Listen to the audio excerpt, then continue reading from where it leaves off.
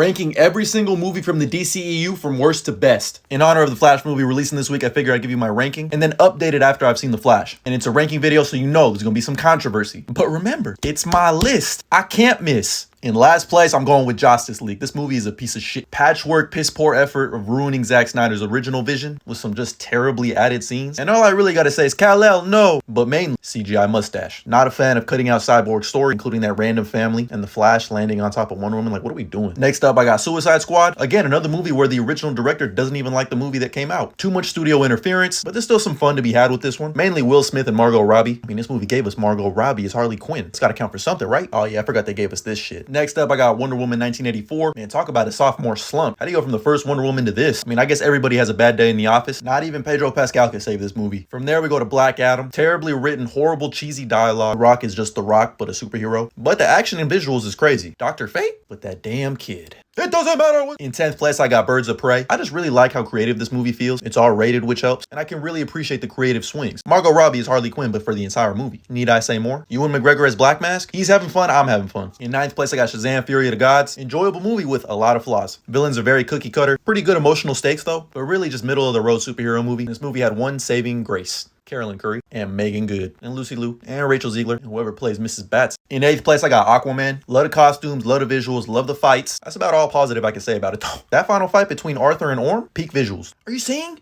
they executed her because of me? In 7th place, I got the first Shazam. I actually really enjoyed this movie. This one does a much better job in balancing the tones of the movie. It's funny, clever, not way too over the top. There are moments that are over the top, but I mean, it's a comic book movie. And that emotional gut punch you get when Billy finds out his mom left him, tough. Here's where we start getting controversial because in 6th place, I got Batman v Superman Dawn of Justice. Yes, the extended edition, because that is the best edition. What did you say, 6th place? But in my humble opinion, I think this is a good movie. First time we ever see the Trinity on the big screen. Not a fan with what they did with Doomsday. And why was Jesse Eisenberg Riddler instead of Lex? Into our top 5 with number 5, I got The Flash, the newest addition to the ranking. Definitely one of the better DCEU movies, but not the best. It might be the funniest DCEU movie, but that CGI is just, Sasha Guy is Supergirl. Michael Keaton is Batman. That's history right there. In 4th place, I got Wonder Woman, which might come as a surprise. I know some people might have it higher, but I think 5 is the right spot for me personally for that no man's land scene alone. This kind of unravels in the 3rd act with Ares, but everything up to that point was great. Love the relationship between Diana and Steve Trevor, and apparently so did the filmmakers because they brought him back in Wonder Woman 1984. In 3rd place, and I don't care what you say, I got Man of Steel. I love this movie. I love everything about this movie. I don't care if it's dark and not a great interpretation of the Superman character, but everything from Hans Zimmer's score, the flight scene alone, Henry Cavill made me believe a man could fly. And the 2 reasons most people don't like this movie, John Kent's death and him killing Zod. But mainly, Hans Zimmer was cooking. In 2nd place, I got Zack Snyder's Justice League. Thank God they let him finish this project because this movie is a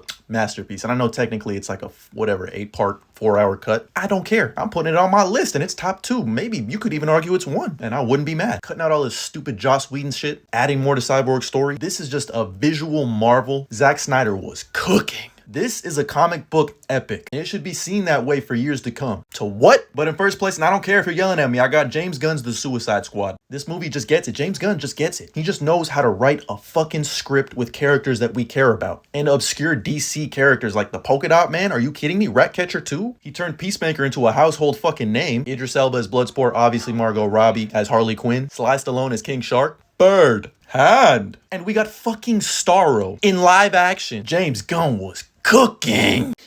Smell that? Someone cooked here. That's just how I would rank them. Let me know how you'd rank them down in the comments below. And as always, like and follow for more.